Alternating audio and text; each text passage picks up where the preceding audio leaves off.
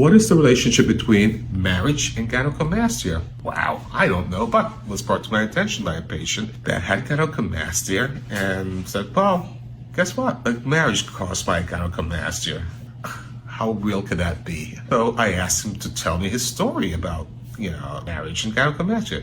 But first of all, let's talk about gynecomastia. Gynecomastia is actually a female-like enlargement of the breast in a male, okay? And it's common, more common than you would think. It tends to occur in younger males going through puberty, but it can occur anytime throughout an adult life for many different reasons. So, and when we look at gynecomastia, we always divide it into really three categories. We usually divide it into fat, gland, and fat and gland. So as it is, if we look at gynecomastia that is just fat, we refer to it as pseudogynecomastia because it's not real gynecomastia. The fat is giving the impression that you have gynecomastia.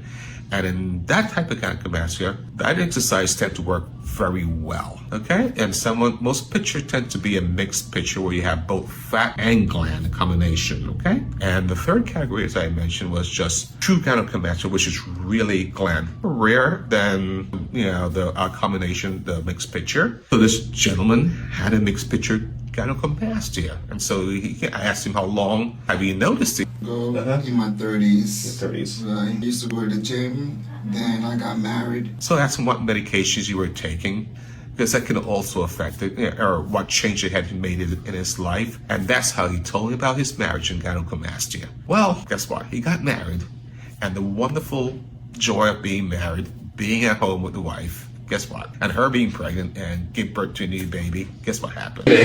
No, I just stopped working out and I was eating pizza and, spending more time with the family. And gynecomastia happens. So no, it's not gynecomastia causing it. It's the things that we do that cause it. But that was just a circumstance why it occurred. I'll let you hear the story. It hit me so bad. I said, oh my gosh, this is how I look?